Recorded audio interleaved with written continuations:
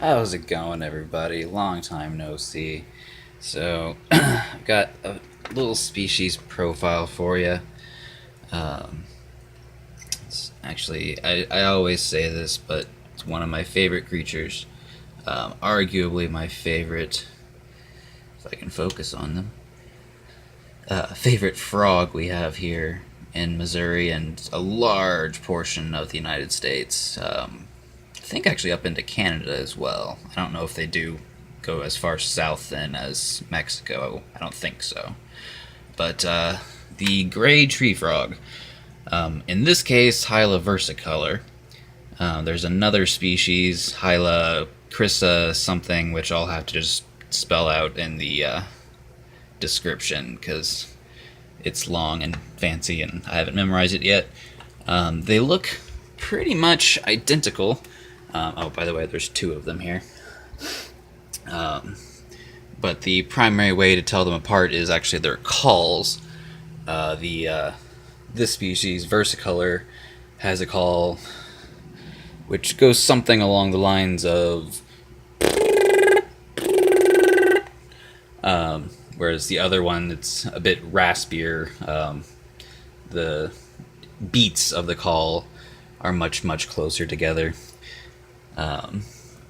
Anyways, I'm pretty darn certain that both of these are versicolor. This other smaller one, when it calls, is a bit higher pitched, so I wasn't quite sure at first, but I'm about 90% sure that it's versicolor as well.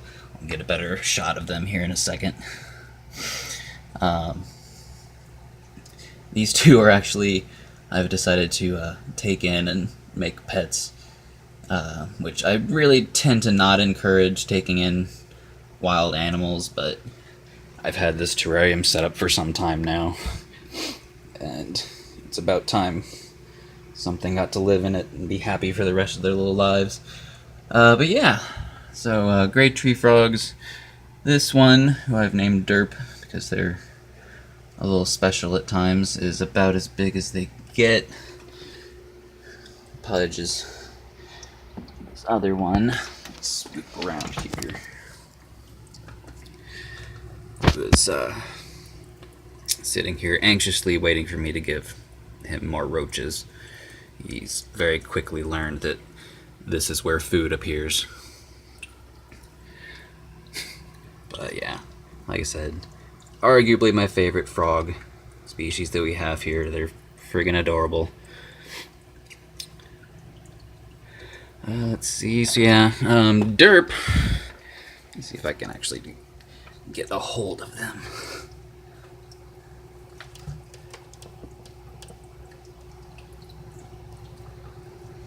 There we go.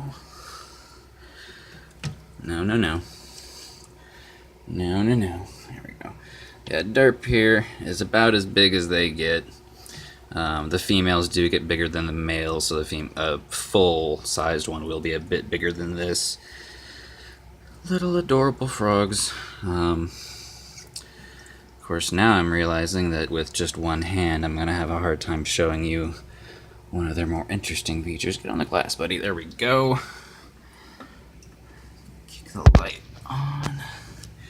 They've got these pretty yellow legs here. Oop, there we go. And then aside from the fact that only the males call, one of the easy ways to tell that these two are males is the dark patch there on their throat.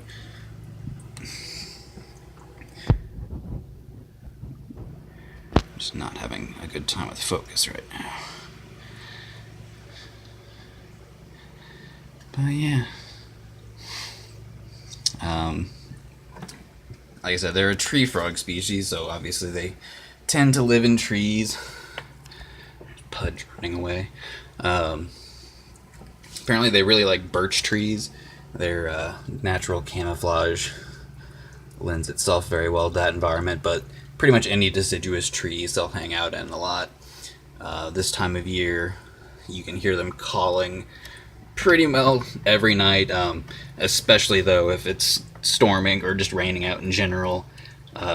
They'll come down from the heights The males will take up stations in little temporary pools of water to call to the females, where they'll go into amplexus. They're just a fancy term for frogs and toads mating. Lay their eggs, and the tadpoles will generally mature before the pools dry up. And the rest of the time they just spend high up in the trees or on people's porches. These two I actually found on my porch. They really like to hang out in places like that where there's lights where they can easily find insects. Oop. Fine. Run away. Yes, we see you. But like I said, just a quick little species profile there. Also, as promised, this profile goes out to Leroy, former co-worker and just all-around cool dude who also gets a kick out of wildlife and plants and whatnot. Alright guys, I have to actually get ready to go be a responsible adult and go to work. Let's say goodbye. Derp and Pudge here. Alright guys, have a good one.